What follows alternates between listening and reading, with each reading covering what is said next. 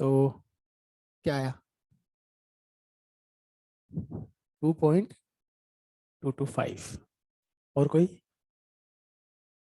2.5।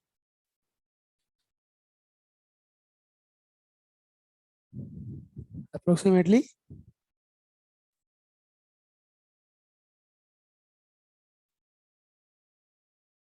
2.225 is the right answer. हाँ, ग्राम में बताना है, सीधा सीधा सब सारी डेटा आपको ग्राम में दिए मैंने। 2.225 इज द राइट आंसर। ठीक है,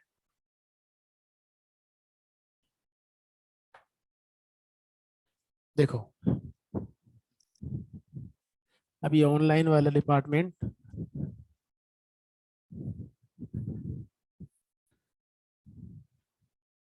आ तो गया ना ये सब। ये कॉपी कर लें एक बार क्वेश्चन को ना, फिर ये इनके लिए होमवर्क क्वेश्चन हो जाएगा। राइट, वो तो अपन ने कर ही रखा है, जिसको हटाते हैं अपन यहाँ से। तो अपन ने पिछली क्लास में भी किया था ना, बस उसमें ऊपर से छोड़ा था, इसमें नीचे से छोड़ा, इतना डिफरेंस था। तो ये नया क्वेश्चन नहीं था। हाँ जी, बढ़े। एक ही बच्चे का आंसर आया है। आ जा। हाँ, और किसी का आंसर नहीं आया। देखो कहानी क्या थी, आपको क्या पता है, उस इंफॉर्मेशन क्या दी हुई है आपको? आपको बॉइंट फोर्स की वैल्यू गिवन है? नहीं गिवन है। हवा में वेट कितना है? 36 ग्राम। पानी में कितना है? तो लॉस इन वेट कितना है? और लॉस इन वेट ही बॉइंट फोर्स होता है ना। अब लॉस इन वेट की अगर बात की जाए, तो आप rho of water V into G is the loss in weight. Hello, and that must be equals to 2G। नहीं समझ में आई बात? यहां से ये कितना होता है? 1 CGS में। तो यहां से V की वॉल्यूम की वैल्यू नहीं मिली आपको? वॉल्यूम कितना मिल गया? 2 सेंटीमीटर क्यूब। CGS में चल रहा है सब कुछ। तो यहां से जो V की वैल्यू है वो मिल जाती है आपको 2 सेंटीमीटर क्यूब। राइट, है ना। अब वॉल्यूम क्या होगा? Volume of copper plus volume of gold. नहीं समझ में आई बात? तो ये तो टोटल वॉल्यूम है ना, that must be equals to volume of copper plus volume of gold. Right, volume of copper क्या लिखूंगा? Mass of copper upon density of copper plus mass of gold upon density of gold, and this is equals to 2। नहीं समझ में आई बात? अब बताइए, mass of copper plus mass of gold कितना है? 36। नहीं समझ में आई बात? तो यहां से मुझे क्या फाइंड करना है? Mass of the copper. तो मुझे मास ऑफ द गोल्ड को रिप्लेस करना पड़ेगा, क्योंकि दोनों पैरामीटर मुझे गिवन है। नहीं समझ में आई बात? ये कितना गिवन है? 8.9। ये कितना है? 19.3। अब इसको क्या लिख दूंगा बताइए? 36 minus mass of the copper ना, तो इसको लिख दिया अपन ने 36 minus mass of the copper. Right, बस एक अननोन है आपके पास, आंसर आ जाएगा। नहीं समझ में आई बात?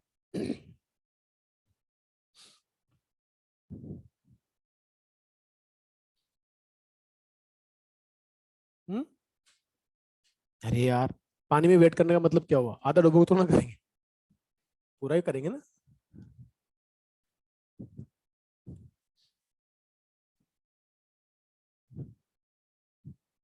हाँ जी, नेक्स्ट क्वेश्चन। दो सवाल हैं आसान से, और इसमें एक क्वेश्चन अक्सर एग्जाम में फ्रिक्वेंटली पूछा जाता है। तो क्वेश्चन क्या है, ध्यान से देखना। क्वेश्चन है हमारे पास एक, तुम्हें सोल्व करना है, आसान क्वेश्चन है, बस आपको इक्विलिब्रियम मेंटेन करना है। ये एक टैंक है, और इस टैंक के अंदर 0.5 मीटर तक पानी भरा हुआ है। 0.5 मीटर, राइट, लाइक दिस। ये, और आपने, अब ये क्वेश्चन कम से कम हर बच्चे का सही होना चाहिए। हमने इसके एज सर यहां से ना, ये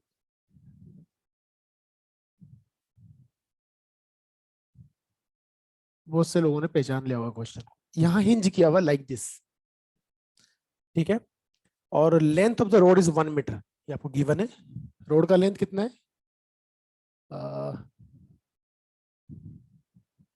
length of road is 1 metre, ये गिवन है, जबकि इसकी रिलेटिव डेंसिटी जो दे रखी है वो 0.5 है। ठीक है, तो specific gravity that is also relative density is 0.5, right. आपसे ये पूछा है कि इसका जो कितना लेंथ बाहर है, समझ में आ गई बात? या दूसरा सवाल जो जो अक्सर एग्जाम में पूछा जाता है वो पूछ रहा हूँ। At equilibrium what is the angle between wall and road, ये थीटा, थीटा की वैल्यू बतानी है, ये बताना है, और आंसर आएगा 45%। आज तक ये क्वेश्चन जितनी भी बार आया है इसका आंसर 45% होता है। कितने भी उन्होंने डेटा बदल दिए हो, वो कॉम्बिनेशन हमेशा ऐसा बनाया कि 45% लेके आते, पता नहीं क्यों उनको इतना पसंद है 45 डी।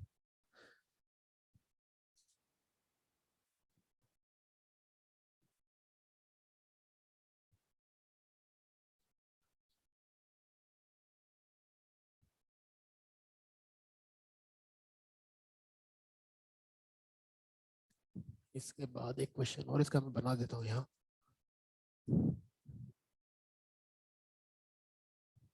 यार ये लाइन बना ले अपन ना, ये थी वो।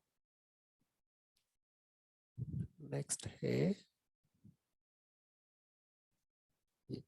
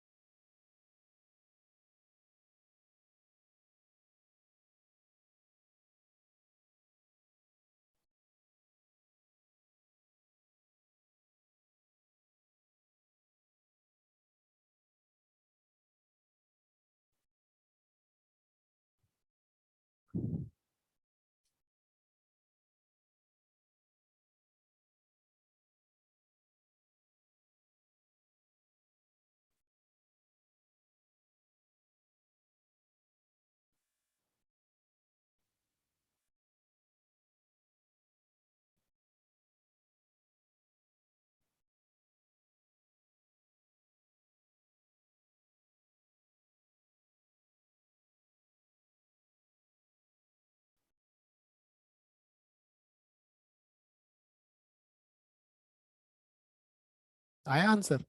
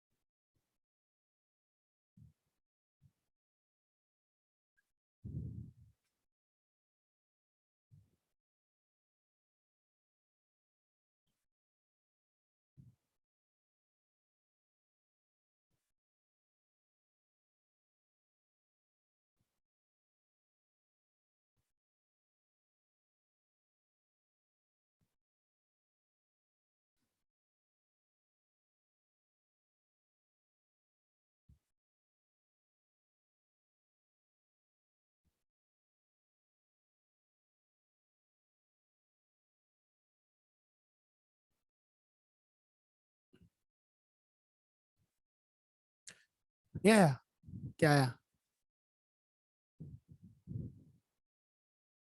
हाँ राइट। अब तो एंगल बता दो।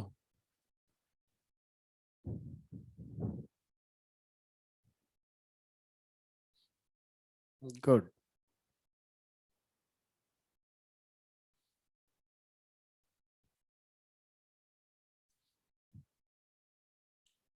मुझे लगा इस क्वेश्चन को तो आपने कई बार अपनी नजरों से निकाला होगा।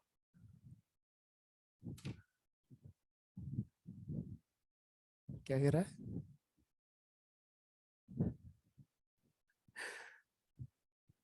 कुछ समझ में आ रहा है क्या करना है, या हम टाइम वेस्ट कर रहे हैं? 0 डिग्री कैसे? 0 डिग्री मतलब तो बिल्कुल वॉल के टच हो गया, आ गया 45। और इधर देखो, बेसिक लॉजिक समझ लो पहले ना, मेरी बात सुनो।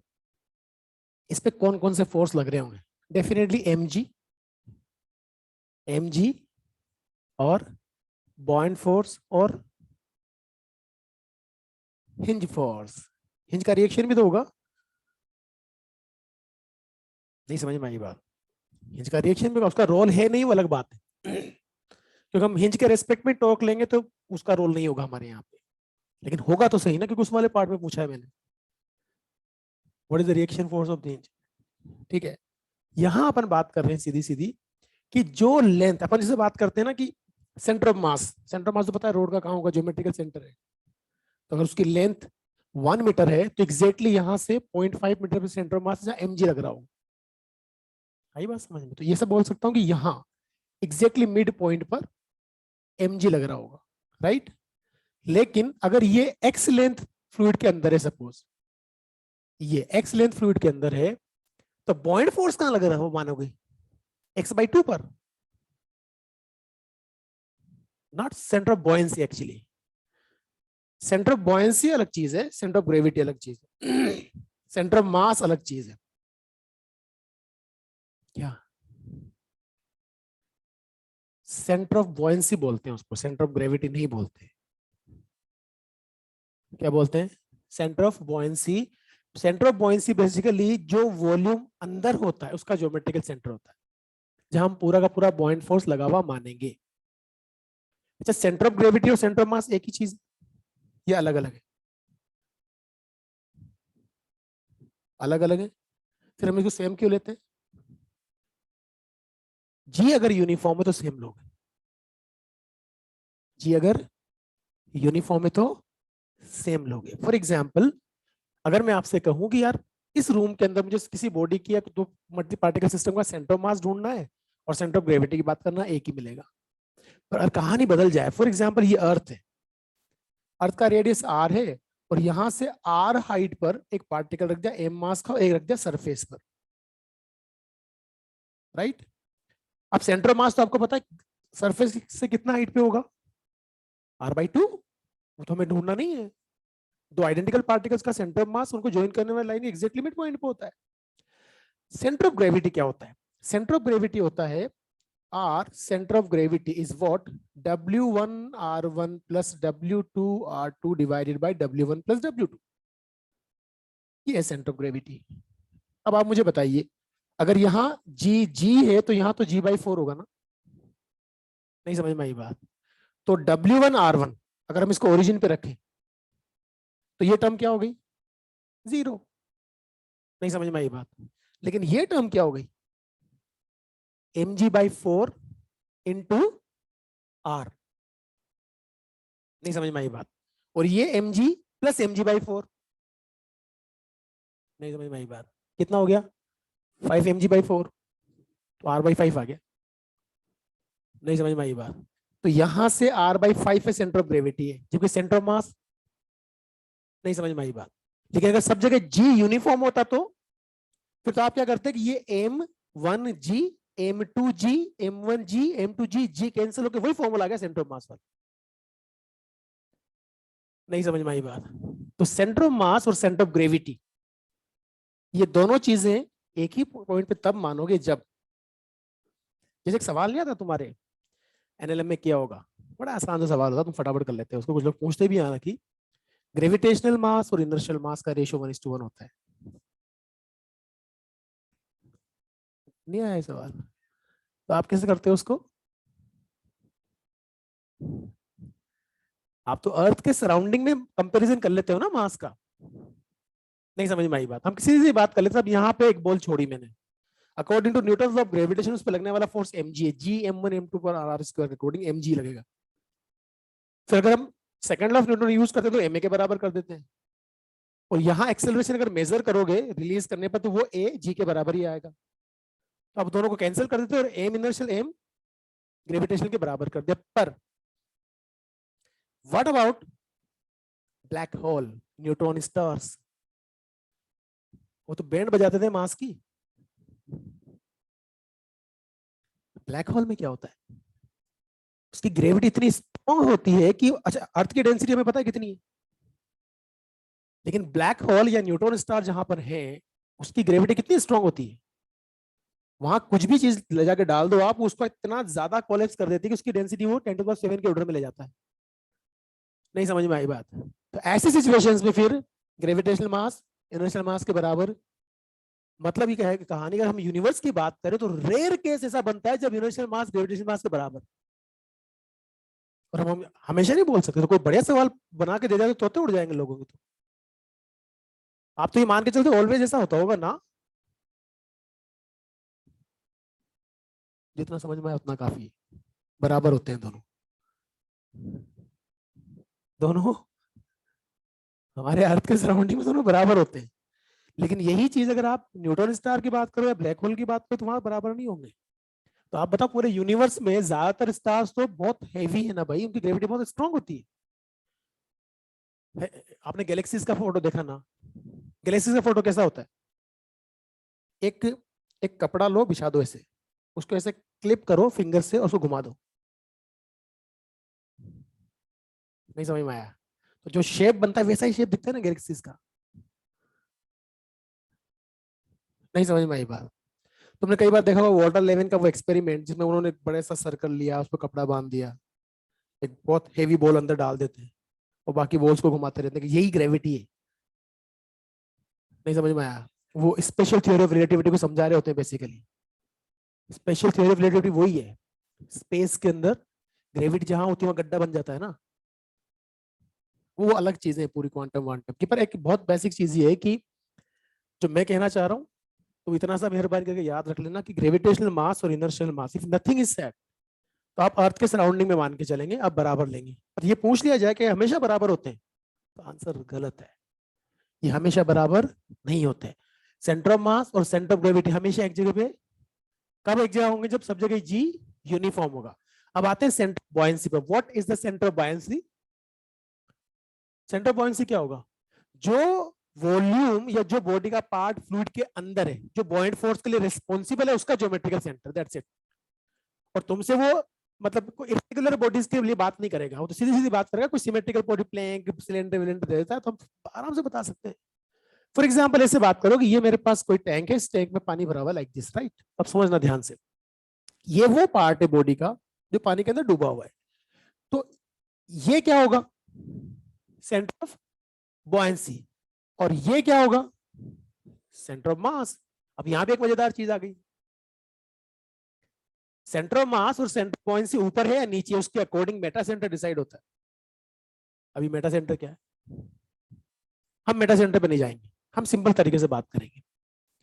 हम सिंपल तरीके से बात करेंगे कि टाइप ऑफ इक्विलिब्रियम की अगर बात की जाए, रोटेशनल इक्विलिब्रियम स्टेबल होगा, अनस्टेबल होगा या न्यूट्रल होगा, तो किस बात पर डिपेंड करेगा? सुनना मेरी बात को ध्यान से। मैं काम करता हूं, ये एक बड़ा सा टैंक है और ये देखा, ये कहानी बस समझते जाना, इनको बहुत छोटी छोटी चीजें हैं। मैं इस तरह का कोई ब्लॉक लेता हूं जिसका हाफ पार्ट मेटल का बना हुआ है, हाफ वुड का है, तो डेफिनेटली उसका ज्योमेट्रिकल सेंटर सेंटर मास नहीं होगा। अब सुनना, मैंने इसकी डेंसिटी और फ्लूइड की डेंसिटी कुछ इस तरह से ली कि वो बॉडी जस्ट इमर्ज कंडीशन में लाइक दिस, ऐसे। अब मैं आपसे कह रहा हूं कि मेटल पोर्शन नीचे है, मेटल पोर्शन नीचे है। दूसरे केस में मैंने उल्टा कर दिया लाइक दिस, जो मेटल पोर्शन है वो ऊपर है। अब बताएं क्या होगा। दोनों का सेंटर बॉयंसी अगर देखा जाए तो ज्योमेट्रिकल सेंटर आएगा पूरी डूबी हुई बॉडी। नहीं समझ में आई बात।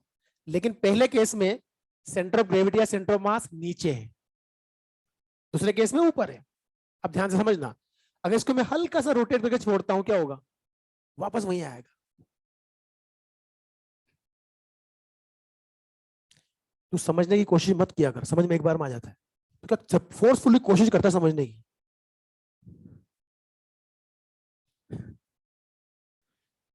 चीजों को रिलैक्स होकर समझा करो। जिस बंदे ने कोशिश करना शुरू कर दिया, मैं समझने की कोशिश कर रहा हूं, तो उसका सब कॉन्शियस और कॉन्शियस माइंड डाइवर्ट हो जाएगा, नहीं समझ पाएगा चीजें। हम सीधी सीधी बात कर रहे हैं।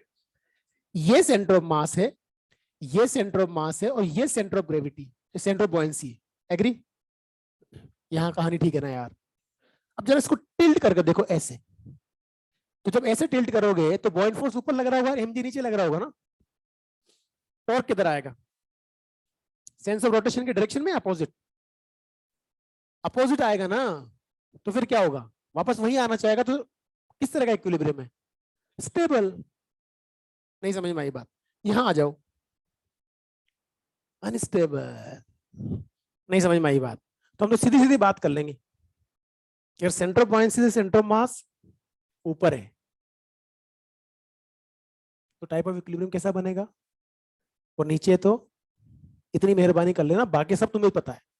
कहीं पे उसे उल्टे सीधे केस बना के देख ले तो देख लेना नेटवर्क किधर आ रहा है। हम कितनी बार करते हैं ऐसी सिचुएशन। खैर, अब आते हैं वापस अपने सवाल पे। यहाँ यहाँ थे हम लोग, राइट? इधर कुछ सर थीटा 45 सही है, 45 आंसर आ रहा है उधर से। हाँ जी।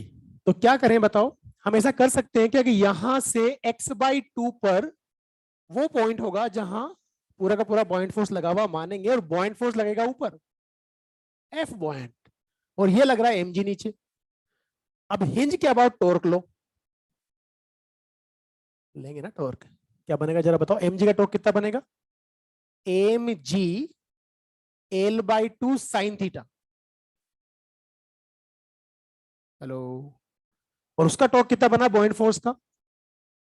F बॉइंट x/2 sine theta. अरे यार, पक्का ना? यहां साइन थीटा हुआ रवाना, यहां से हम ढूंढेंगे x। नहीं समझ में आई बात? क्या ढूंढेंगे? और फिर हमें मिलेगा थीटा। अब तो कुछ नहीं करना, इस रोड का ये इंटरेस्टिंग चीजें हैं। बहुत सारी जगहों पर आपको जनरली क्या होता है कि जो पैरामीटर्स गिवन होते हैं उस फॉर्म में आंसर लेके आना होता है। इफ नथिंग इज सेट, आप रोड की ज्योमेट्री कैसे लिखोगे? लेंथ एल दे रखी है, एरिया ए मान लोगे। नहीं समझ में आई बात? रिलेटिव डेंसिटी कितनी दे रखी? 0.5। तो पानी की डेंसिटी अगर रो लेंगे तो रोड की डेंसिटी रो/2 लेंगे। नहीं समझ में आई बात? तो क्या इसका वॉल्यूम बता सकते हो? एल हो जाएगा पूरी रोड का वॉल्यूम। भाई मास में तो पूरा वॉल्यूम रखोगे ना आप, तो एल हो जाएगा। और डेंसिटी क्या रखोगे? रो/2। अच्छा, जी तो वैसे भी कैंसिल हो जाएगा, जिसमें भी जो भी जी आएगा। पॉइंट फोर्स में क्या करोगे? वो वॉल्यूम लोगे जो अंदर है। अंदर वाला वॉल्यूम कितना है? एक्स। अरे यार, नहीं समझ में आई बात? तो अंदर वाला वॉल्यूम ओ एक्स है। इसको सोल्व करो, यहां से पहले एक्स निकालो, निकालो।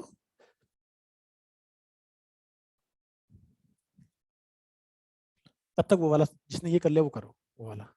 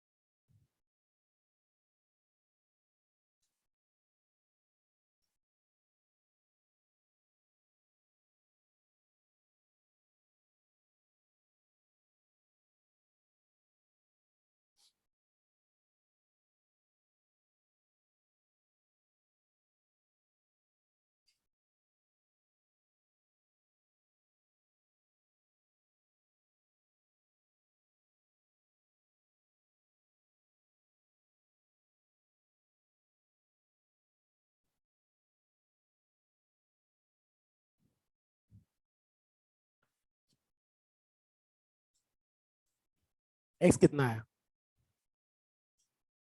एल बाय, वेरी गुड, सही है।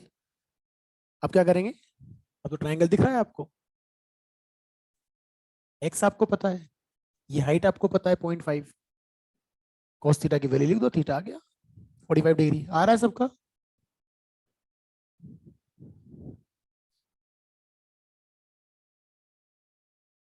अब अगर वो हो गया तो ये तो 100% सबके एक बार में सही आंसर आना चाहिए, क्योंकि सारे कंसेप्ट हमने वहां क्लियर कर लिए, इसमें कुछ नहीं है, उससे आसान क्वेश्चन है।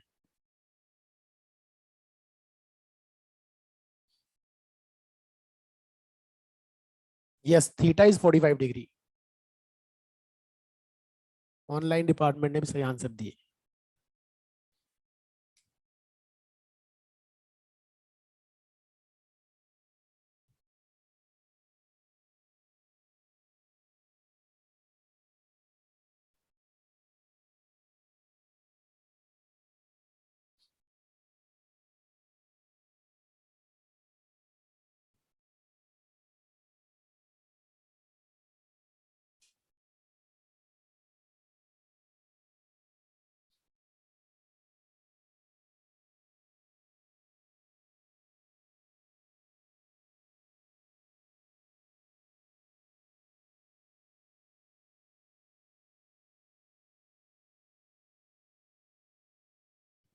हाँ जी।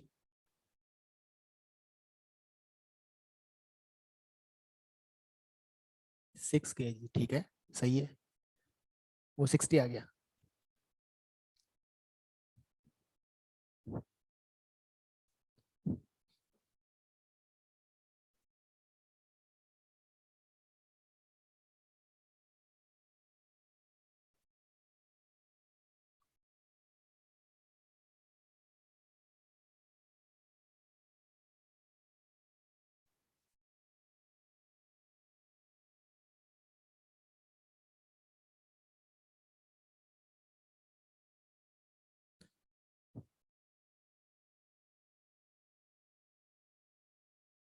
आपको ये कंडीशन चाहिए,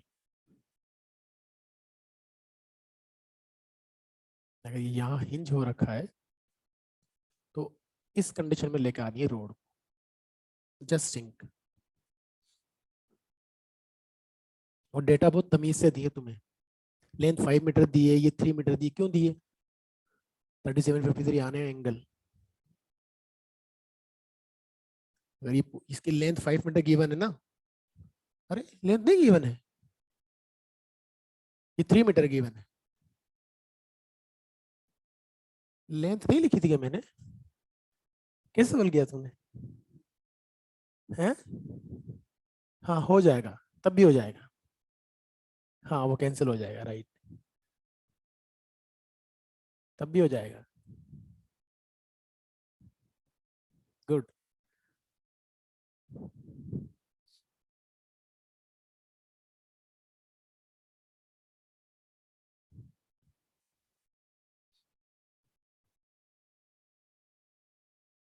सेंटर ऑफ मास पे एम जी नीचे लगेगा, अगर ये स्मॉल एम मास हैंग करेंगे तो स्मॉल एम जी नीचे लगेगा, राइट।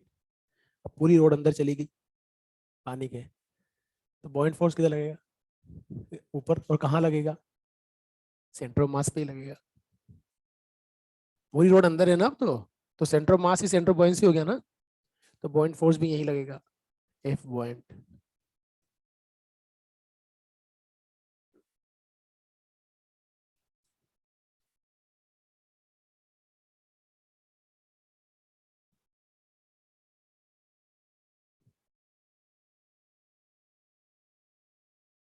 क्या नाम है तेरा? गोपाल, नाम तो बढ़िया है। तो ऐसी हरकतें क्यों करता है? W1 R1 W2 R2, वो तो तुम्हें कभी जीवन में यूज ही नहीं करना भाई। मैंने क्या कहा? वो सेंटर ऑफ ग्रेविटी का फॉर्मूला था, और वो तब यूज करना होता है जब ग्रेविटी यानी जी की वैल्यू वेरी कर रही हो। यहाँ जी की वैल्यू वेरी कर रही है क्या? तो W1 R1 क्या लेना आ गया यहाँ पर?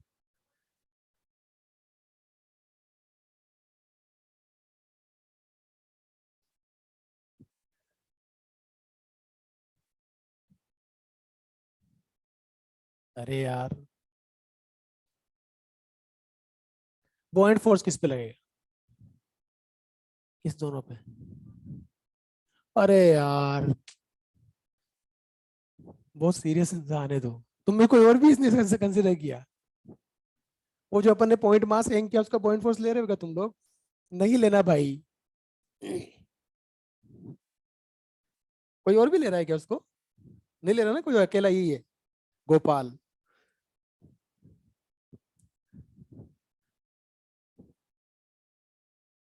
कोई एक्सटेंडेड बॉडी में बना के देता है या उसका वॉल्यूम देता है या कुछ ऐसा काम करता है तो उसको कंसिडर करते हैं ना, ऐसा तो कुछ नहीं कर रहे हो आप।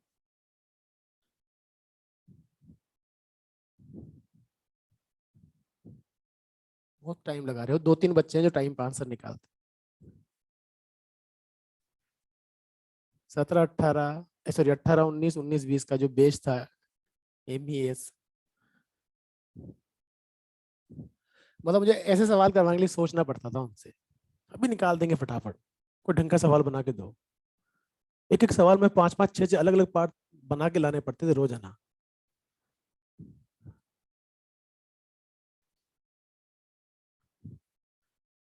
तो मैं एक भी क्वेश्चन उनकी क्लास का करवाया नहीं, करवा रहा। ये जो तुम्हारे भी क्वेश्चंस करवा रहा हूँ ये सारे जो उस एमईएस बेच का जो नॉर्मल बेच बनता है ना साथ में, एमईए, उसके क्वेश्चन है सारे ही। एक भी क्वेश्चन मैंने नहीं करवाया उस लेवल का। अब उसको शुरू कर दूंगा तो तुम्हारे 2 ही क्लास क्वेश्चन करोगे एक क्लास में तुम लोग। है 60, 60 न्यूटन। 60 आ रहा है, 60 आएगा। अभी आया किसी का 6 kg? कितने लोगों का आया 6 kg? 1 2, अच्छा वेरी गुड। ठीक है। करना क्या है, एक सवाल कर लिया उसका रोटेशनल इक्विलिब्रियम नहीं समझ में आई बात। रोटेशनल इक्विलिब्रियम मेंटेन कर तो सब कुछ तो गिवन है भाई, एक ही तो नोन है तुम्हारे पास। तो इतने से कैलकुलेशन नहीं हो रही हम लोगों से। दोनों जो mg है उन दोनों का टॉर्क सेम सेंस में आएगा? आएगा नहीं आएगा? और पॉइंट फोर्स का टॉर्क अपोजिट आएगा। उनको इक्वल कर दो। सारे पैरामीटर्स गिवन है, एक ही अननोन है आपके पास, स्मॉल एम। आंसर आ रहा है फटाफट वहां से। और वो एल की जरूरत क्यों नहीं पड़ेगी, क्योंकि पूरी डूब हुई ना रोड अंदर। समझ में आ गई बात? तो वो कैंसिल होगा? होगा नहीं होगा? ठीक है। तो हमारे पास यहां से एम की वैल्यू आ रही कितनी, 6 kg। और अब रिएक्शन फोर्स कैसे निकालोगे, फोर्सेस को बैलेंस कर दो। नीचे कौन कौन से फोर्स लग रहे हैं? इसका एम जी नीचे लग रहा है जो कितना था, 120। आपने 6 kg उधर हैंग किया, कितना हो गया, 60। टोटल कितना हो गया, 180। बॉयंस कैलकुलेट करो, 120, हाँ 240। बॉयंट कितना आ रहा है, रिलेटिव डेंसिटी 0.5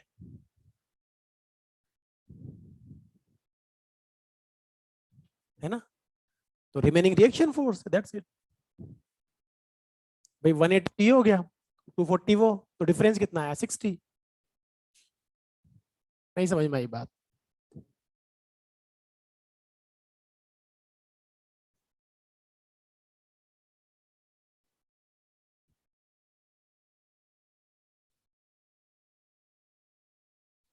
नहीं समझ में आया? देखो सवाल मेरे करने से तुम्हें फायदा नहीं मिलेगा। अगर मैं सोल्व करता रहा तो मैं फटाफट निकाल के आंसर आगे बढ़ता रहूंगा, तो 4 सवाल कर लेते हैं हम लोग। तो अच्छा है 3 क्वेश्चन खुद की प्रैक्टिस से किए जाएं। अभी किस किस का आंसर नहीं आया, वो लोग हाथ खड़ा करें। नहीं आने वाले, 1 2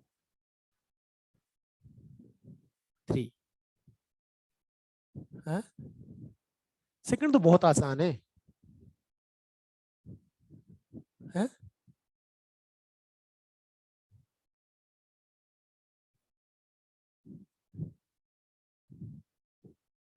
हमसे क्या ये कहा कि वर्टिकल कंपोनेंट लेना है या हॉरिजॉन्टल लेना है? हमसे रिएक्शन फोर्स की बात कर रहा है सीधी सीधी। रिएक्शन फोर्स ही पूछा ना आपसे। वो तो कहानियां अलग होती है। वो तो कहानी तब आती है कि सब, मेरे पास ये रॉड है, रोटेशन में करते हो तुम सवाल। इसको देखो क्या होता है, ये समझना ध्यान से। 3-4 बेसिक केस है। ये एक रॉड है, लाइक, समझना ध्यान से। और ये स्मूथ सरफेस है, ये स्मूथ है, राइट। ये इसका सेंटर ऑफ मास है। और इसको मैं डिस्टर्ब करता हूं तो इसके सेंटर ऑफ मास का पाथ कैसा होता है? Straight line. कैसा होता है? Straight line. रीजन बीइंग, कैसे समझो आप इसको, ऐसे ये डॉट है, ये डॉट, ये डॉट सेंटर ऑफ मास था, राइट, है ना। अब हम क्या करते हैं कि इसको यहां ऐसे था, ये ऐसे रखी हुई थी, ऐसे, तो ये स्मूथ है ना, तो जब ये स्लाइड करेगा तो रेजिस्टेंस फोर्स तो आएगा नहीं, तो ये जब इधर स्लाइड करेगा तो सेंटर ऑफ मास सीधा आता है ऐसे। नहीं समझ में आई बात? तो ये यहां से कितना इस तरह स्लिप हुआ? L/2। नहीं समझ में आई बात? और पाथ कैसा रहा? Straight line. अब जैसे इमेजिन कि मेरे पास यहां थोड़ा बहुत फ्रिक्शन था, अब अगर थोड़ा बहुत फ्रिक्शन रहा तो ये L/2 के बजाय L/2 से कम स्लिप होगा ना, तो सेंटर ऑफ मास यहां गिरने के बजाय यहां गिरेगा, तो यहां से यहां आया। नहीं समझ में आई बात? हेलो। अब ये वाला जो केस है, अगर तुम समझदार हो तो ये वाला जो केस है उसको रिलेट करना किससे? एम्स के उस क्वेश्चन से जिसमें आपसे पूछा था कि ये एक रोड है और जब ये गिरती है तो इसका सेंटर मास का पाथ कैसा होगा? उन्होंने डायग्राम बना के दिए थे कुछ, हमारे मॉड्यूल का सवाल है यार, ऐसा कुछ था क्या? ये स्मूथ सरफेस है, ये भी स्मूथ है, ये गिरेगी रोड नीचे, इसके सेंटर मास का पाथ कैसा होता है? किस क्वेश्चन में स्ट्रेट लाइन होगा? सर्कल होता है। और उन्होंने तो सर्कल वर्क भाड़ में गया, उन्होंने तो बेचारे 4 डायग्राम बनाए थे। मैंने तुमसे क्या कहा, उनको पता है कि हमें गणित नहीं आती, तो मैथमेटिक्स नहीं करवाना चाहते आपसे, आप जबरदस्ती करो, आपकी चॉइस। तो इसमें क्या मेरी बात सुनना ध्यान से, जब ये रोड स्लिप हो रही है तो यहां नॉर्मल इधर है और यहां नॉर्मल इधर है और सेंटर ऑफ मास का mg नीचे है, ये तो फोर्स लग रहे हैं ना, तो ये दोनों फोर्स तो वर्टिकल है, ये सेंटर ऑफ मास को हॉरिजॉन्टली शिफ्ट, पर ये तो करेगा ना। नहीं समझ में आई बात? अभी जो मैंने कहा था यहाँ स्मॉल फ्रिक्शन है, तब क्या हो रहा है? जब वो ऐसे स्लिप करते हुए गिर रही है तो mg नीचे लग रहा होगा, यहाँ नॉर्मल ऊपर भी आ रहा होगा, पर यहाँ फ्रिक्शन लग रहा है इस तरफ, अंदर की तरफ, उस फ्रिक्शन ने सेंटर मास को आगे बढ़ा दिया ना, तो ये वो सिमिलर है कि नहीं? अरे कुछ डिफरेंस नहीं है, यहाँ जो नॉर्मल रोल प्ले कर रहा है वहां फ्रिक्शन रोल प्ले कर रहा है, बस इतना डिफरेंस है। मर्जी उसकी, उसने बोल दिया ना सर्कुलर, मैंने भी मान लिया एक बार, तो तुम्हारे उसमें सोल्यूशन बना के देखा, सर्कुलर प्रूव किया हुआ है इन्होंने, मेरे पास तो बहुत सारे तरीके हैं।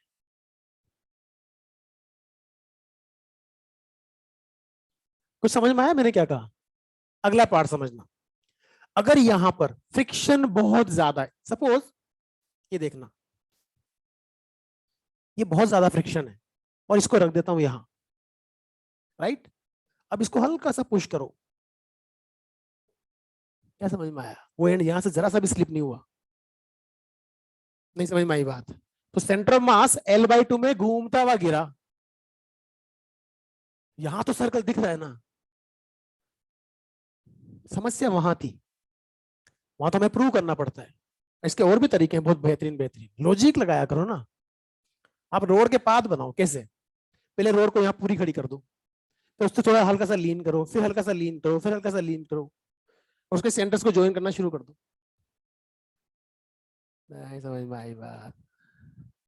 आपको पाथ मिल जाएगा, वो ऑप्शन फटाफट क्लिक हो जाएगा, आपको कैलकुलेशन की जरूरत नहीं पड़ेगी। और इतना भी नहीं, 2 डायग्राम बना लो, आपको वही पता लग जाएगा सेंटर मास किधर चल रहा है। क्यों बनाए इतने सारे? नहीं भी बनाओ तो इमेजिन तो कर सकते हो भाई, तरीके बहुत सारे हैं सवालों को सोल्व करने के। तो अब आपकी चॉइस है, आप मैथमेटिक्स करना चाहो, टाइम बर्बाद करना चाहो, करो। मैंने क्या कहा, जिस बच्चे ने फिजिक्स के सवाल 40 से 45 मिनट में सोल्व कर ली पूरे, वो ऊपर आके बैठता है। और ये बायोलॉजी वाले कितनी बकवास कर रहे हैं कि बायो के बिना रैंक नहीं आती, ये बकवास है, शुद्ध बकवास। जो बच्चा नहीं सेलेक्ट होता उसके मैंने 360 नंबर देखे बायो में, मैं ऐसे बहुत सारे बच्चों को जानता हूँ 360 आउट ऑफ 360 और सिलेक्शन भी नहीं हुआ। और ऐसा एक बच्चा आज तक नहीं मिला कि फिजिक्स में 180 आया और सिलेक्शन नहीं हुआ। तो सिलेक्शन भी फिजिक्स ही करवाती है और रैंक भी फिजिक्स ही लाती है। केमिस्ट्री या तो इजी या बहुत इजी, केमिस्ट्री में कोई दूसरी चीज होती नहीं है। आप जबरदस्ती टफ बनाओ, आपकी मर्जी। और फिजिक्स में ये कहां से लाओगे? इसके लिए क्या कहानी है? इसके लिए सीधी सीधी कहानी है कि वो 20 क्वेश्चन कम से कम ऐसे होते हैं जो with in the second solve होने होते हैं। उसमें कैलकुलेशन नहीं होती, आप जबरदस्ती करते हो। लेकिन जब ये हैबिट आप अपने घर पे, जब आप अपना मॉड्यूल सोल्व कर रहे हो, अपनी रेस सोल्व कर रहे हो, अपना टेस्ट पेपर घर पे सोल्व कर रहे हो, घर पे इंप्लीमेंट करना जरूरी होता है क्वेश्चंस के अंदर स्पीड के लिए। एक सवाल को अब हम क्या करते हैं, हम क्वेश्चन सोल्व किया, आंसर आया, चेक किया, हम खुश। रेयर बच्चा होता है जो किसी बढ़िया क्वेश्चन का आंसर आने के बाद खुश होने के बजाय उस पर रिसर्च करता है बाद में, इसको और मैं किस मेथड से आसानी सोल्व कर सकता हूँ, इतना टाइम थोड़ी मेरे पास एग्जाम में। फिर आप ढूंढो तरीके, क्योंकि आपका आंसर आ गया, आपका कंसेप्ट क्लियर है, अब आप सोच सकते हो उस डायरेक्शन। बहुत सारी चीजें हैं, बहुत सारी चीजें ऐसी हैं जो आप मतलब फिजिक्स को लेकर के थोड़ा सा ध्यान से करोगे तो आराम से बनेंगे। खैर जी, अब मैं, हमारे पास सबसे बड़ी मुसीबत है टाइम की। ये बन गया सवाल ना? पक्का? देखो, अब एक दो क्वेश्चंस में आपको टेस्ट में दूंगा, वो यहाँ नहीं शक्ल दिखाई जाएगी, कि कुछ चीजें ऐसी भी होती है जिनका दिमाग का एक्सरसाइज होना जरूरी है। पहले टेस्ट में गलत हो जाए चलेगा, लेकिन एक बार गलत होने के बाद जब लॉजिक पकड़ोगे तो कभी गलत नहीं करोगे, इसलिए वो टेस्ट में ही दिए जाते हैं। ठीक है, तो अपने आर्किमिडीज की बात की, थोड़े बेसिक से सवाल सोल्व किए, बहुत ज्यादा नहीं, पर आजकल इससे लेवल नहीं है। अब अपने रेस वेस तुम लगाते रहना, सवाल लगाते रहना, हम डिस्कस करते रहेंगे। फिलहाल हम आगे मूव करते हैं। और अपन ने टोरिसेली मैनोमीटर की बात कर ली थी ना? टोरिसेलीज मैनोमीटर एटमॉस्फेरिक प्रेशर मेजर करने के लिए इन्वेंट किया था, अपन ने बात कर ली थी। आई थिंक अपन ने अब तक यूट्यूब वाले केस की बात नहीं की ना, यूट्यूब वाले केस की। यूट्यूब पे बेस्ड वो भी मैनोमीटर ही होता है, बहुत आसान सवाल पूछे जाते हैं। यहाँ दो चीजें आपको आनी चाहिए, एक तो आपको मैनोमेट्रिक इक्वेशन लिखनी आनी चाहिए, चाहे उसकी जरूरत पड़े या नहीं पड़े, लिखनी आनी चाहिए। कई बार क्वेश्चन ऐसे पूछे जाते हैं कि आप उलझ जाते हो अननेसेसरी, तब आपको ये इक्वेशन हेल्प करेगी। जैसे आप सर्किट प्रॉब्लम सोल्व करते हो, तो कई बार सर्किट प्रॉब्लम्स बहुत आसानी से सोल्व हो जाती है, ना आपको केसीएल लगाना पड़ता है ना केवीएल लगाना पड़ता है। कई बार टीचर पढ़ाते वक्त आपको बताते हैं कि बेटा देख इसमें मैंने केवीएल से सोल्व किया, और आपको दिख रहा होता है तो बिना केवीएल के भी सोल्व हो रहा है भाई, फिर क्यों ये केवीएल लगा रहे हैं? आपको सिखाने के लिए लगा रहे होते हैं। पर कई क्वेश्चन ऐसे होते हैं कि वो केवीएल के बिना नहीं बनेंगे, शक्ल आसान दिख रही होती है उनकी। एग्जैक्टली वही चीज यहाँ पे भी है कि आपको मैथमेटिक्स इक्वेशन लिखनी अगर आती है तो कई बार आप सवालों को अच्छे से सोल्व कर सकते हो, अगर आप उलझ गए तो वो बहुत आसान होती है। पहले अपन एक सिंपल बात कर रहे हैं, ये यूट्यूब है, और जो सबसे ज्यादा, देखो क्या होता है कि बहुत सारे क्वेश्चन बहुत आसान होते हैं लेकिन वो सबसे ज्यादा पूछे जाते हैं तो उनको करना जरूरी है। ये ट्यूब है, यहां हमने यहां तक मरकरी फिलअप कर दिया, ये मरकरी है। अब एक सिंपल सी बात ये है कि अगर ये मरकरी है तो दोनों लिम्स में लेवल सेम है, राइट? अगर मैं वन साइड से कोई दूसरा लिक्विड पोर करना शुरू करता हूं तो क्या होगा? डेफिनेटली आप ऐसा बोल सकते हो कि अगर आप किसी एक लिम्ब में कोई दूसरा लिक्विड पोर करना शुरू करते हो तो मरकरी की फ्री सरफेस पे प्रेशर बढ़ना शुरू होगा। नहीं समझ में आई बात? अगर हम इस तरफ से ऐसे मान लो वाटर हम डालना शुरू करते हैं, जब यहाँ वाटर का लेवल बढ़ेगा तो यहाँ का प्रेशर पी नोट के बजाय पी नोट प्लस रोजीएच हो जाएगा, जबकि यहाँ पी नोट ही है। तो प्रेशर डिफरेंस क्रिएट होने की वजह से ये लिक्विड ऐसे चलना शुरू करेगा। नहीं समझ में आई बात? और कहीं ना कहीं तो इक्विलिब्रियम आएगा। आप ऐसे थोड़ी कि पूरा पानी डालते गए, आपने पानी डाल के बंद कर दिया। तो हुआ ये कि सब मान लेते हैं कि इनिशियली दोनों लिम्स के अंदर लेवल ये था, राइट?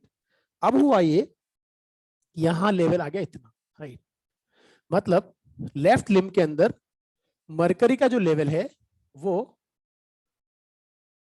फॉल होता है वाई, यहां से कितना नीचे आया? वाई। तो डेफिनेटली यहां से वाई ऊपर चला गया, ठीक है? अब इधर हमने क्या भरा हुआ है? पानी।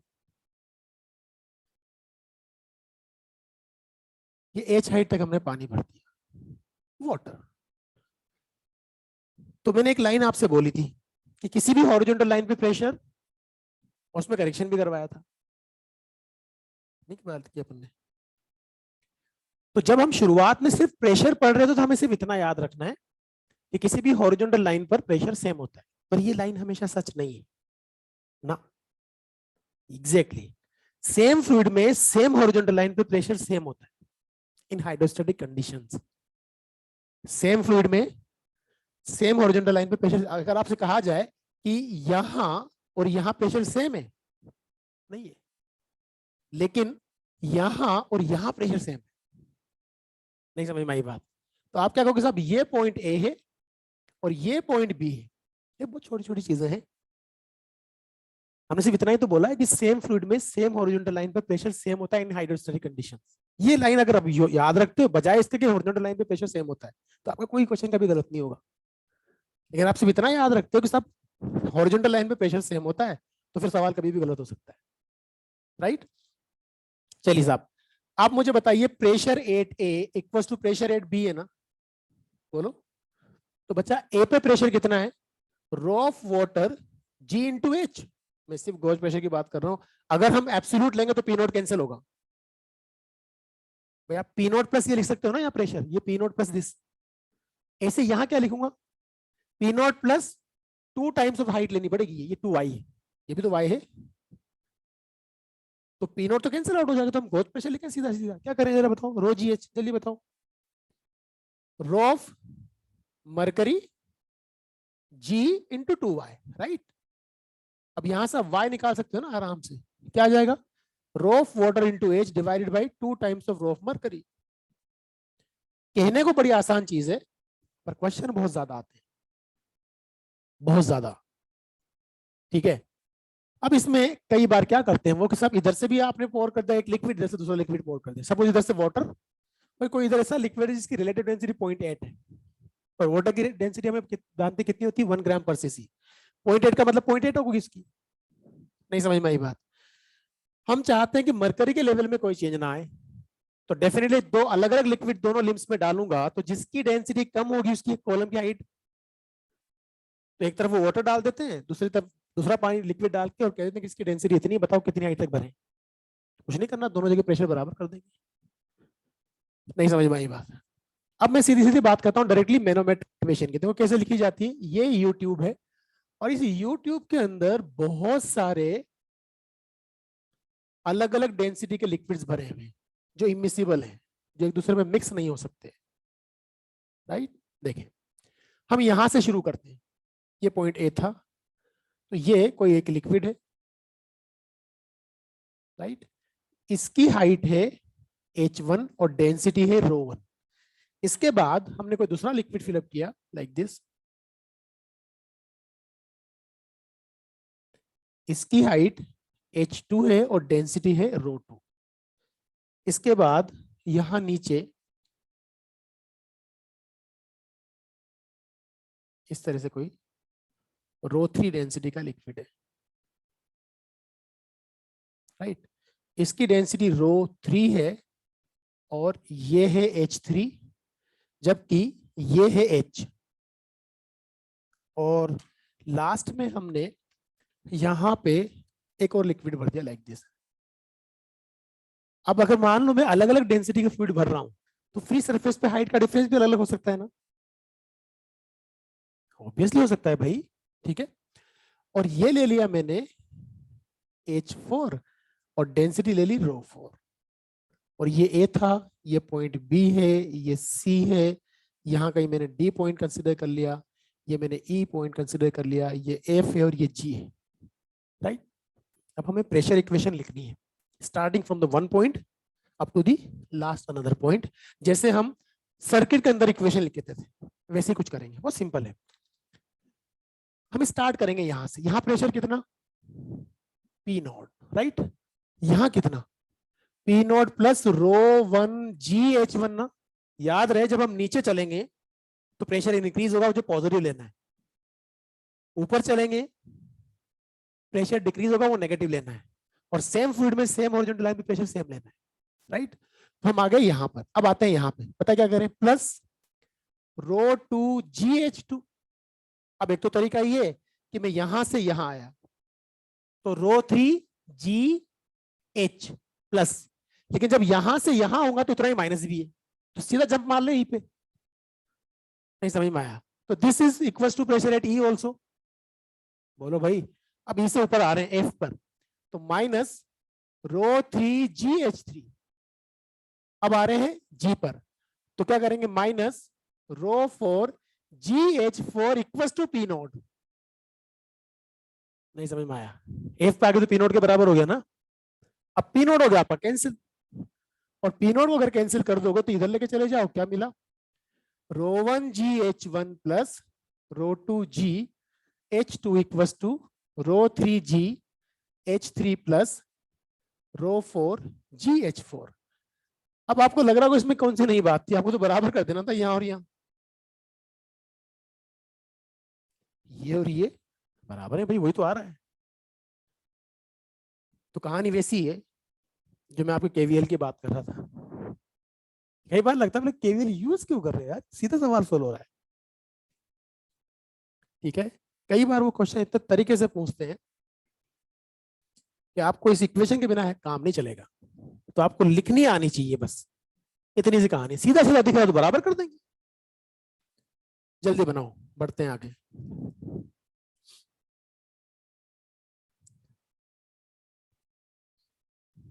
टाइम बहुत जल्दी भागता है यार।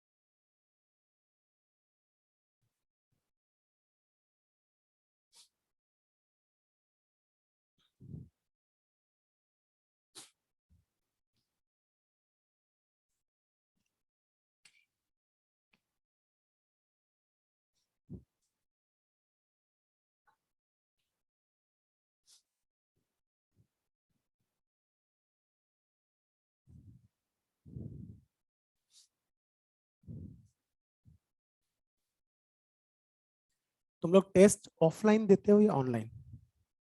ऑफलाइन सब लोग ना। सब लोग अपने पिछले टेस्ट के मार्क्स बताओ मुझे। उसमें क्या है, नहीं बताना चाहते? हेलो। अरे मुझे कभी शर्म नहीं आती है मार्क्स बताने में। मेरे 12th क्लास में कितने नंबर थे फिजिक्स में, याद है? बताऊं? मुझे कोई शर्म नहीं आती। 31 आउट ऑफ 100। 2 नंबर की ग्रेस आई थी, बोर्ड ने मुझे रहम से पास किया था कि साहब 2 नंबर हमारी तरफ से लो, 33 पासिंग मार्क्स आपको पास कर दे। मुझे कोई शर्म नहीं आती, क्या फर्क चलता है? लेकिन जब एग्जाम दिया, नेशनल एग्जाम, तो आउट ऑफ 300 292 थे। ये बताने में भी शर्म नहीं आती। तो अगर मैं नेगेटिव, वो तो नेगेटिव था ना एक तरह का, भाई पासिंग मार्क्स आपके नहीं आए, 2 नंबर कम है, तो नेगेटिव में हो ना आप। वहां से कहां पहुंचा? तो तुम तो बहुत बेटर स्टेट में हो भाई, और तुम्हारे पास अभी कितना टाइम है? मैं भी कंसिडर करो तो तुम्हारे पास 5 महीने हैं। अभी तो जीरो से हीरो बनने का टाइम है, तो बताने में क्या है? हेलो। किधर से स्टार्ट करें? Girls first. नाम भी बताना सबका अपना अपना। तनिष्का 710।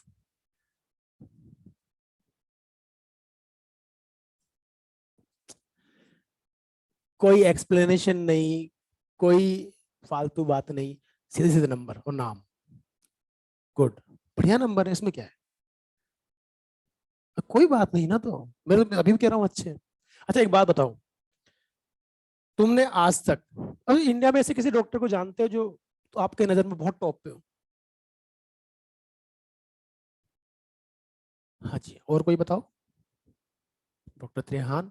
और बताओ? तो ऐसे हम बहुत सारे एग्जाम्पल दे सकते हैं। उनसे कभी मिलना हो ना तो आप उनसे पूछना कि आपके जीवन में क्या कभी भी किसी पेशेंट ने आपसे ये पूछा कि बताओ पीएमटी में रैंक कितनी थी? मैं इलाज नहीं करवाऊंगा। Good rank is not guarantee of the good doctor. मैं मिला हूं डॉक्टर शाकिर हुसैन से, नरेश त्रेहान से जब मैं मिला था तो मेरे रोंगटे खड़े हो गए थे, क्योंकि मेरी ख्वाहिश थी मिलने की।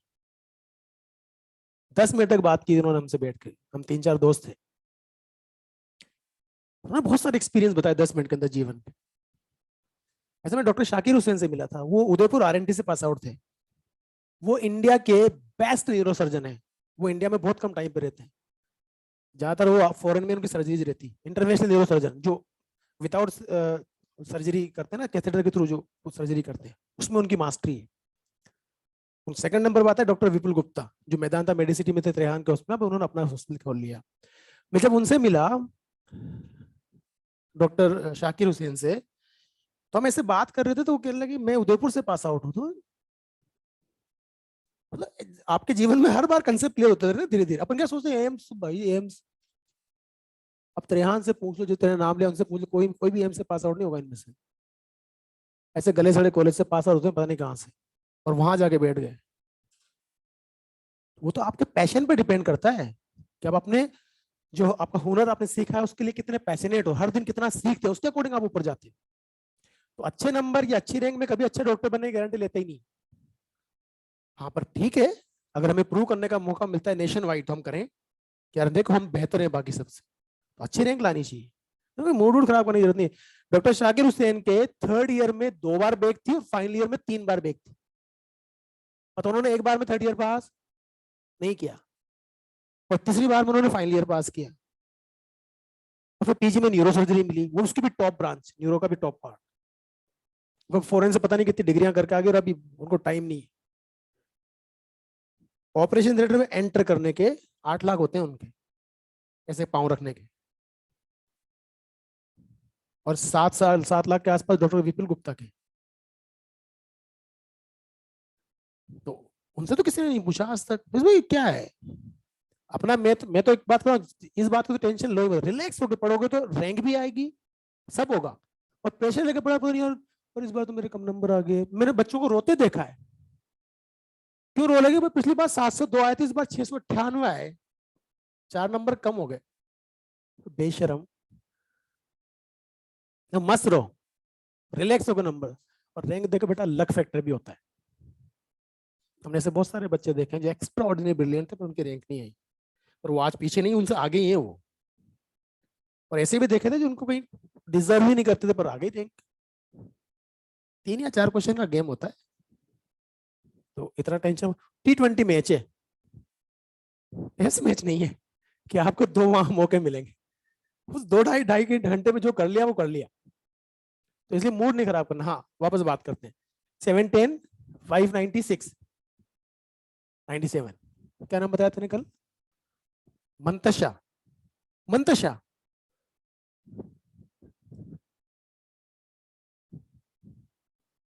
528।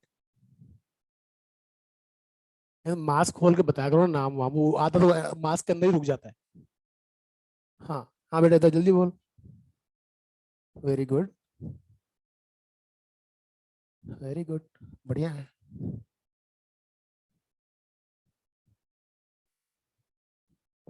बढ़िया। और कौन?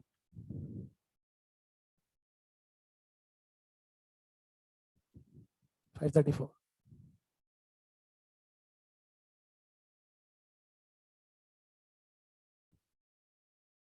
बेटा पिछला जो भी दिया था, पिछले भूतकाल में आपने जो आखिरी टेस्ट दिया था। गुड।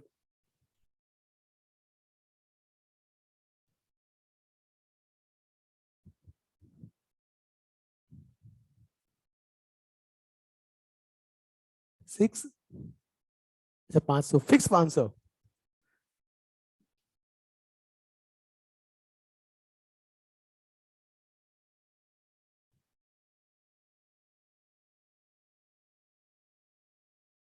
602। 615। 604। अरे वाह, गुड। मेरे को तो ये दिखता है कि तुम में से एक भी बच्चा ऐसा नहीं है जिसको मेडिकल कॉलेज नहीं मिले। अगर आपको नहीं मिला किसी को तो आप खुद रिस्पॉन्सिबल होंगे आपकी लापरवाही की वजह से, राइट। और रही बात रैंक की, तो देखो जो 2 साल सिस्टमेटिक मेहनत करते हैं रैंक होने की आती है। जो मैंने कहा ना कि कभी कभी ऐसा हो जाता है कि किसी अच्छे बच्चे की नहीं आई, पर नहीं आने का मतलब ये नहीं होता कि भाई उसकी ज्यादा ये कोई डिजर्व करता था टॉप 5 के लिए, टॉप 50 में आ जाएगी, इससे ज्यादा वो नीचे नहीं गिरता, इससे ज्यादा कोई टेंशन लेने की जरूरत भी नहीं है। खैर जी, अब हम लोग मिलते रहेंगे, ऐसी बात नहीं है। अगर सिलेबस खत्म भी हो जाए तो मैं नंबर देके जाऊंगा। किसी भी चैप्टर में कहीं पे भी कोई भी इशू हो तो हम टाइम देंगे आपको, लेकिन पढ़ना पड़ेगा ढंग से। बढ़ते हैं आगे, ठीक। अब पहले स्टार्ट करते हैं हाइड्रोडायनेमिक्स। हाइड्रोडायनेमिक्स में पहले हम आइडियल फ्लूइड की बात कर लें। आइडियल फ्लूइड क्या होते हैं? आइडियल फ्लूइड क्या होते हैं? नॉन कंप्रेसिबल और नॉन विस्कस। अगर एक लाइन में बात करूं तो ऐसे फ्लूइड जिनमें हम मॉलिक्यूलर इंटरेक्शन कंसिडर नहीं करते। अगर विस्कोसिटी क्या है? मॉलिक्यूलर इंटरेक्शन तो है। फ्रिक्शन क्या है? क्या डेफिनेशन होती है फ्रिक्शन की? डिफाइन करो, फ्रिक्शन क्या होता है? हाँ, जब दो कॉन्टेक्ट सरफेस एक दूसरे के कॉन्टेक्ट में आती है तो उनके मॉलिक्यूल के बीच में होने वाली वो मॉलिक्यूलर इंटरेक्शन जिसकी वजह से वो एक दूसरे के रिलेटिव मोशन का अपोज करें। नहीं समझ में आई बात? तो वो मॉलिक्यूलर फोर्स है। भाई फंडामेंटल फोर्स हमने पढ़े हुए ना। फंडामेंटल फोर्स कौन कौन से हैं? ग्रेविटेशनल फोर्स, बोलो भाई, इलेक्ट्रोमैग्नेटिक फोर्स, न्यूक्लियर फोर्स और वीक इंटरेक्शंस। न्यूक्लियर फोर्स और वीक इंटरेक्शंस हमारे कब काम आते हैं? जब हम मॉडर्न पढ़ते हैं। उसके पहले उनका कोई रोल नहीं है। इसका मतलब हमारे सराउंडिंग जो भरा पड़ा, जो प्रैक्टिकल लाइफ में यूज आने वाले फोर्सेस है वो कौन कौन से? Electromagnetic and gravitation.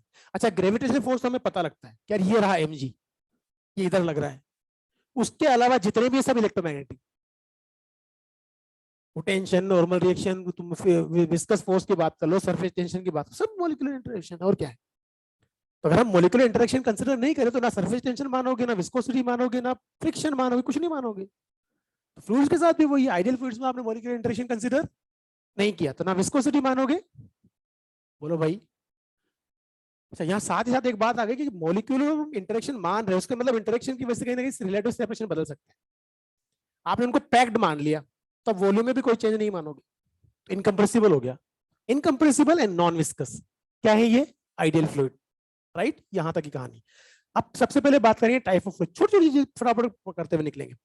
देखो, एक होता है स्टेडी फ्लो, एक होता है non steady flow, uniform flow, non uniform flow, laminar flow, turbulent flow, streamline flow, बहुत सारे के फ्लो होते हैं। अब सबसे पहले बात करेंगे हम टाइप ऑफ फ्लो में। Number 1, steady flow. Steady flow क्या होता है भाई? बता सकते हो? नाम से पता लग रहा है। अगर किसी फ्लूइड फ्लो में टाइम के साथ साथ ना प्रेशर बदले, ना वेलोसिटी बदले, ना डेंसिटी बदले, नहीं समझ में आई बात? आप सीधी सीधी बात करेंगे, डेल वी यानी velocity by del T is 0, del P by del T is also 0, del rho by del T is also 0। तो ये जो फ्लो होता है वो स्टेडी फ्लो है। ये इसकी डेफिनेशन है। इसका क्या मतलब हुआ? बोलो भाई, कहीं पे कोई वेलोसिटी टाइम के साथ चेंज नहीं हो रही। अच्छा मुझे बताओ, अगर प्रेशर बदल जाए टाइम के साथ साथ अलग अलग जगहों पे तो प्रेशर डिफरेंस क्रिएट होगा। ये तो इंटरलिंक है फिर। नहीं समझ में आई बात? और क्योंकि हम बोल चुके हैं हम क्या पढ़ने वाले हैं, आइडियल फ्लूइड, तो ये अपना आप ही खत्म हो गया। नहीं समझ में आई बात? तो ये तो स्टडी फ्लो। अब बात करेंगे नॉन स्टडी फ्लो की। बोलो, क्या लिखेंगे? कोई भी एक चीज बदल जाए इनमें से, ये तो बदलेगा नहीं, ये तो आइडियल फ्लूइड है, खत्म कर दो इसको यहां से। ये वाइस ऑफ वर्सा है कि नहीं? बोलो भाई।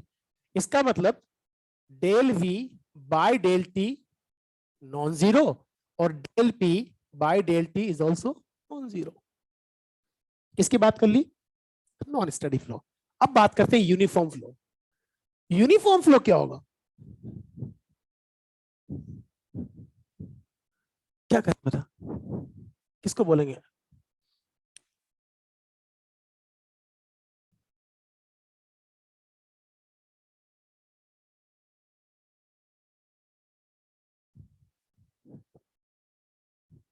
यूनिफॉर्म फ्लो वो फ्लो होता है जिसमें वेलोसिटी ग्रेडियंट जीरो हो।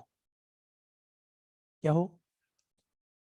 मतलब पोजीशन के साथ साथ वेलोसिटी चेंज, मतलब हर जगह वेलोसिटी सेम हो। नहीं समझ में आई बात?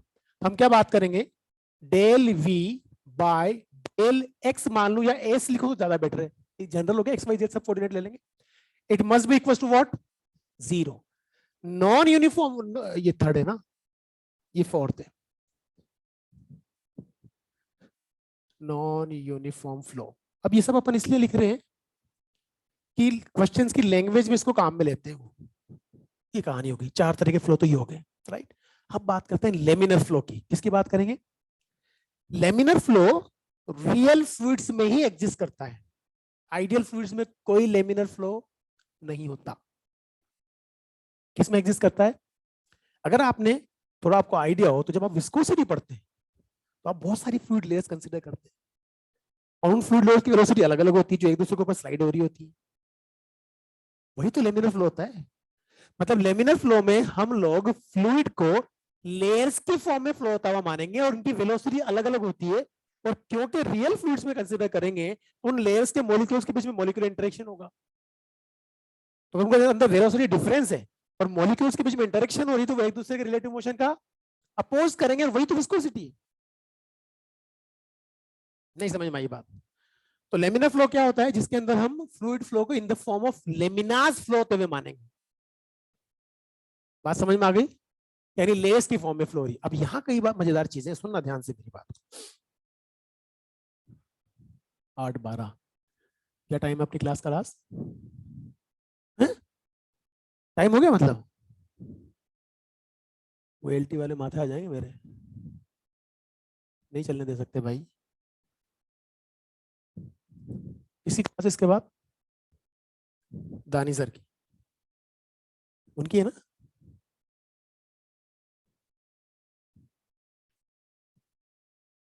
यार ये बेचारे बच्चे सब लिखते रहते हैं, इधर मैं पढ़ नहीं पाता।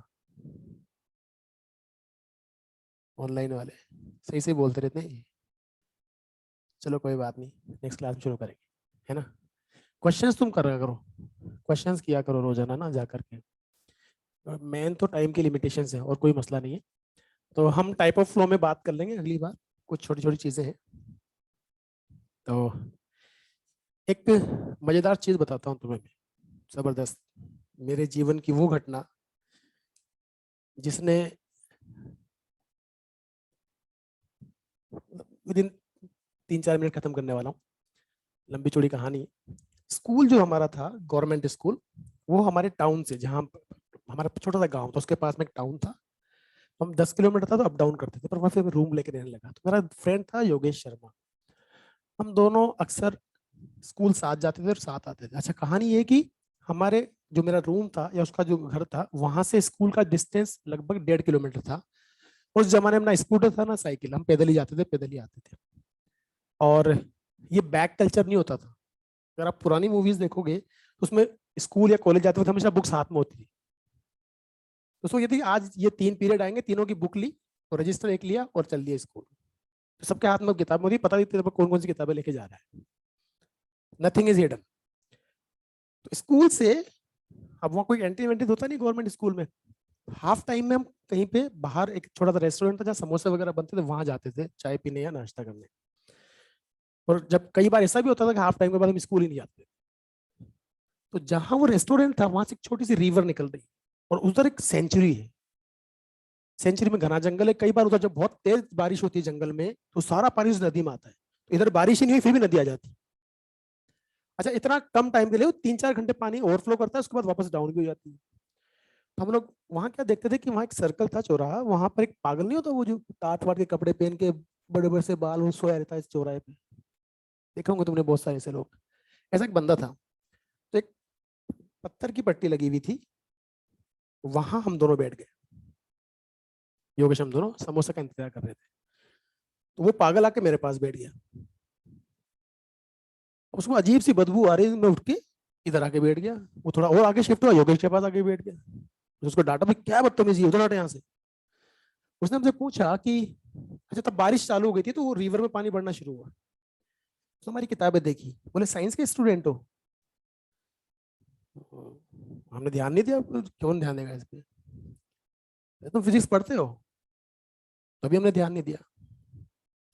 हम उसकी बात पे ध्यान नहीं दे रहे क्या बोल रहे हैं। अगर तुम साइंस के स्टूडेंट तो ये बताओ कि जो रिवर का पानी है, इसकी स्पीड किनारों पे स्लो है और सेंटर पे ज्यादा है, और जब स्पीड बदलती है विद रिस्पेक्ट टू पोजीशन तो उसके लिए ग्रेडियंट डिफाइंड होता है। तो ग्रेडियंट क्यों आता है? हम दोनों कोमा में और उसके तरफ देख रहे हैं। तो दूसरा बोला, अच्छा एक बात बताओ, मान लो कोई क्लाउड है जो जमीन से 500 मीटर की हाइट पे है, जब वहां से पानी की बूंद गिरेगी तो 500 मीटर नीचे आने पर उसकी स्पीड जो होगी वो 100 मीटर पर सेकंड होगी, और 100 मीटर पर सेकंड की स्पीड से अगर कोई ड्रॉप आपके यहाँ गिरे तो यहाँ से निकल जाएगी। बंदूक की गोली भी नहीं चलती इतनी तेज। तो तब तक हमें कुछ नहीं पता था कि टर्मिनल वेलोसिटी क्या होती है, विस्कोस कुछ। सरकारी स्कूल में पढ़ने वाले बच्चों को कहाँ फिजिक्स आती है।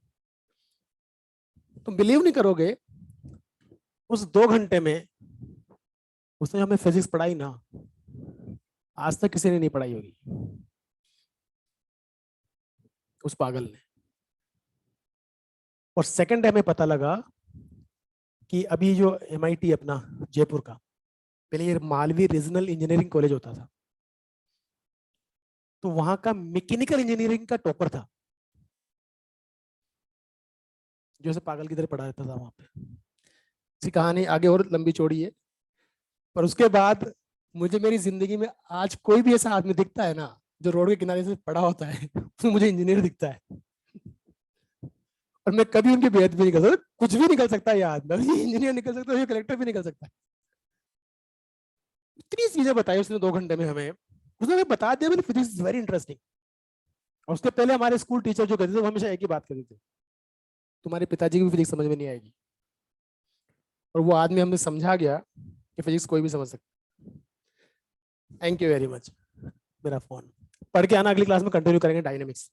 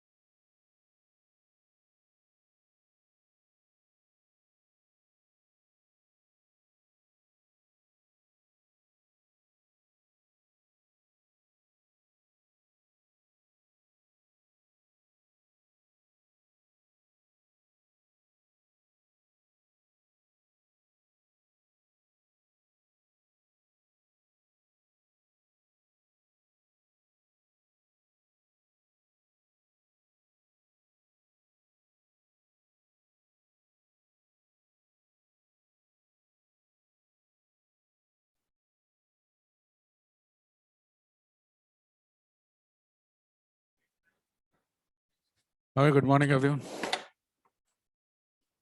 बैठे बैठे। ओ ये तो पुराना ही चल रहा है।